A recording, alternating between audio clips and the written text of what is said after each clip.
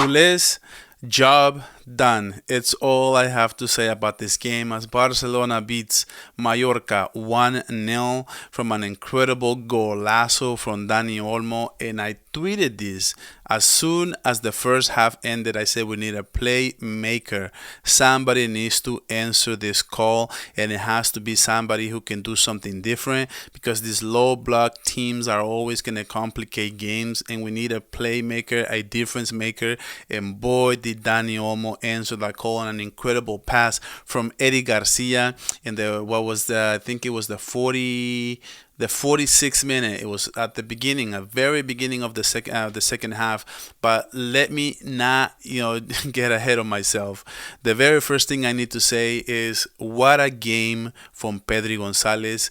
We have, ladies and gentlemen, incredible players in this team, and this is why the ceiling for Barcelona is incredible. Having a player like Pedri Gonzalez with a masterful game, with a masterful performance, and not only because he's an elite passer, but he's an elite carrier of the ball. In the second half, at the end of the second half, he's still running around, carrying in space, and just the way he just relentless, and the way he twists and turns and goes 360 on the defenders is just incredible.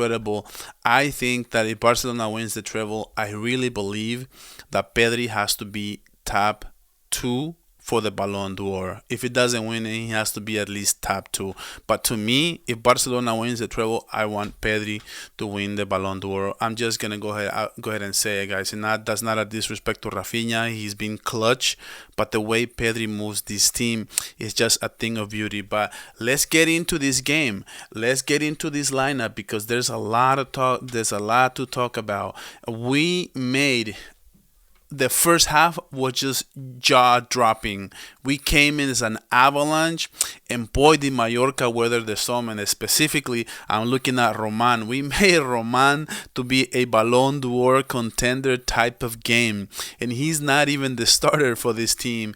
What an incredible goalkeeper he was tonight. I haven't seen him, so I don't know if this is really how he's a goalkeeper day in and day out. But tonight, boy, he was so good, 8.9. He had 14 saves or something like that, and I think it was the most by any 12 save, and it was the most by any La Liga keeper this year.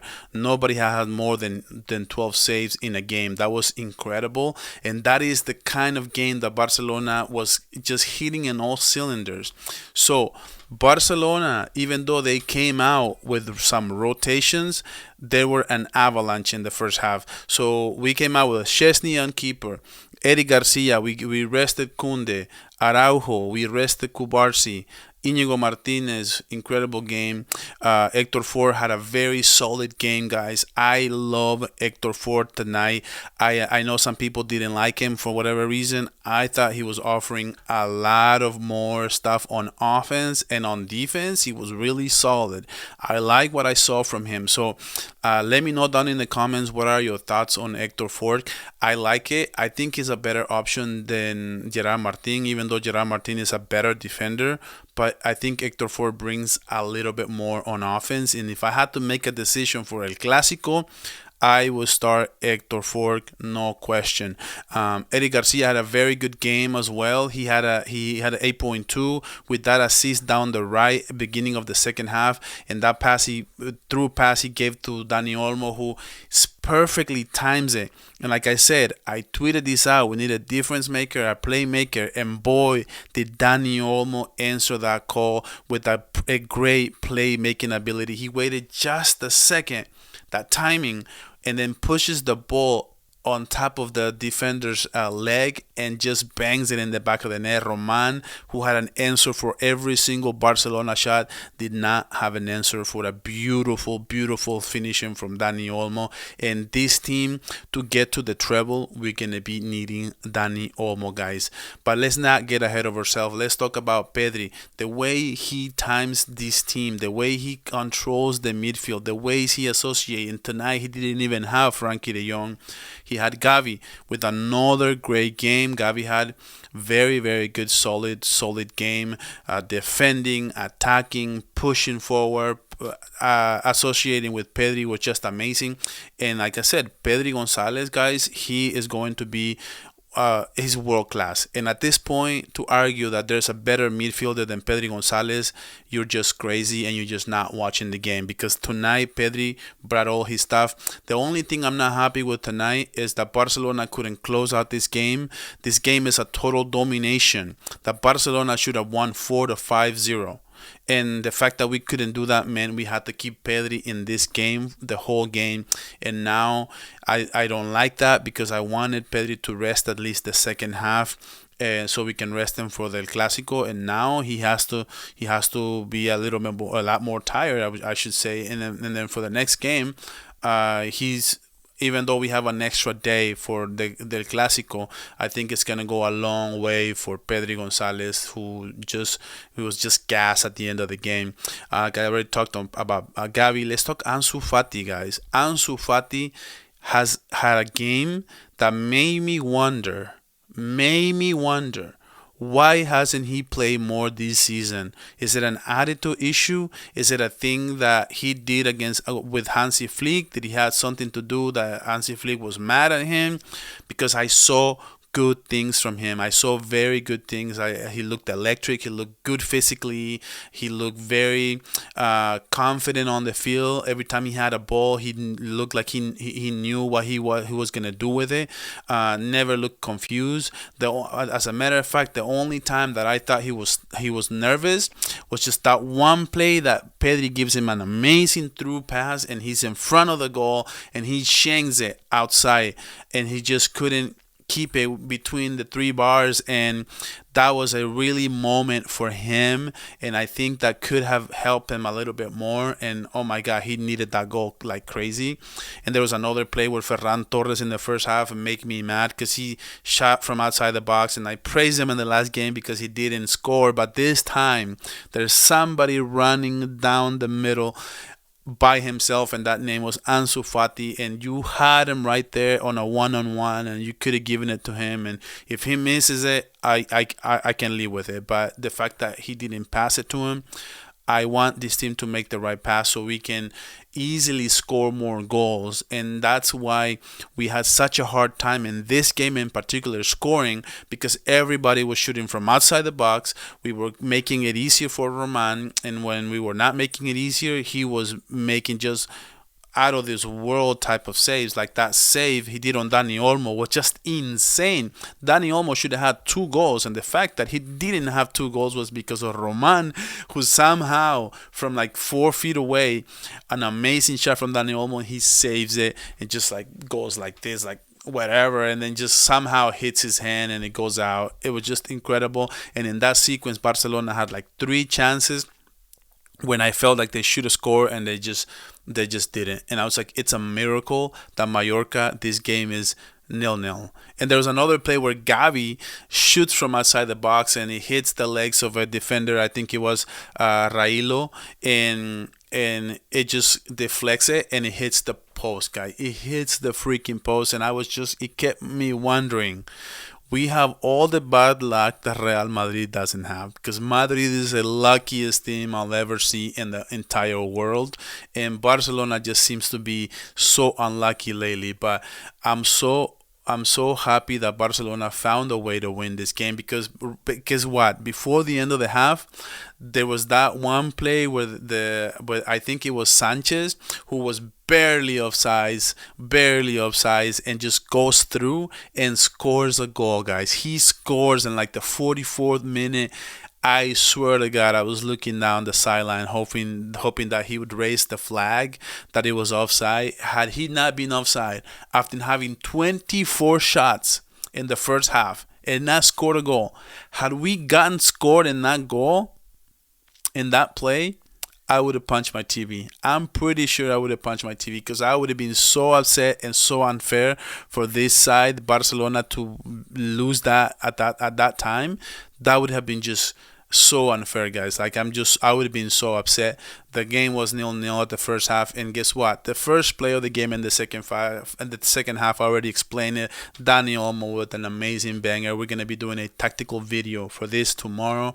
Yeah, amazing the way that Barcelona came in as an avalanche. It was sad that Barcelona couldn't get more than one goal. And then the second half went on. Barcelona controlled the game a lot more. I thought Mallorca tried to attack a little bit more, but just couldn't find the rhythm, couldn't find any good plays. And Barcelona actually had another amazing chance from Lamine Yamal. Now let's talk Lamine. I thought Lamine had a good game. He had an amazing pass he did to Dani Olmo, where that amazing save that I was talking about. He Trivela assists Dani Olmo, and Dani Olmo with an amazing finish. Like I said, he's so clinical, guys. We need Dani Olmo in this team. Like, you guys have no idea how much we need him. And the fact that we are getting him right now, it is showing, and it's giving Barcelona that extra push that Barcelona needs to keep getting all these good results. Remember, he started this spark comeback in the game against Celta de Vigo, and now he gets a goal here. He should have gotten this other goal, the amazing pass from Lamine Yamal. But now let's talk about that one-on-one. I thought Lamine Yamal needs to work in his finishing. He needs to be practicing every day, 2 hours after every practice, and just keep shooting, keep shooting, keep shooting. Practice finishing, because if he gets better at finishing plays, he is going to be the best player in the world, and there's not going to be nobody to question that, because that should have been a goal, one-on-one against the keeper, and he tries to like fake the shot and then shoots it to the keeper. Like, you could shoot it to the left, to the right, you can try to chip it or something different, but you shoot to the keeper. Like, you try to fake a shot, then you gotta shoot either to the left or the right. That was a little infuriating, because that could have closed the game, and he kept the game open until the last whistle, and we don't need that. We need to be finishing this place. Barcelona had 40 shots, so I don't know if I should be encouraged or discouraged, because we need to be better at finishing. Of course, Araujo had an amazing chance in the first half to break this game open. It was literally a rebound from the keeper with an open net, and he somehow misses the whole thing. How did Barcelona not score one goal in the first half was just beyond me. Like, I could not fathom. Like, I could not understand it. Like, I could not process it. It was just crazy. Ferran Torres had a very good game too, but I think that he's too individualistic. He is too centric on having to score. He needs to remember that when he plays ball, he can make assists. He can score goals. He can do both. But sometimes he thinks he needs to score every game, and that's not how it is. He needs to make the right play and just make the whatever the play is asking. Like that play I went with Ansu Fati, that he should have gave it to him. But guys, I am really happy about this performance. I'm not happy about the scoring line, and a lot of you are not going to be happy. But this is why I titled my thumbnail was "A win is a win," because a win gives us 7 points clear of Real Madrid once again, with only 6 games remaining. That is insane. The title race for La Liga is coming to an end, and every time we can go out there and get a W, having to think about the next game, which is really important, against Real Madrid. The first title is in play this weekend on Saturday, but a win is a win at this point. I wish we could have rested Pedri a little bit more, like I was saying, but I'm happy with this Barcelona win. Let me know who was your man of the match. Some people may say Dani Olmo. To me, some people may even say Roman, but to me, Pedri Gonzalez, absolutely the best player in the world, playing like the best, not only the best midfielder, the best player.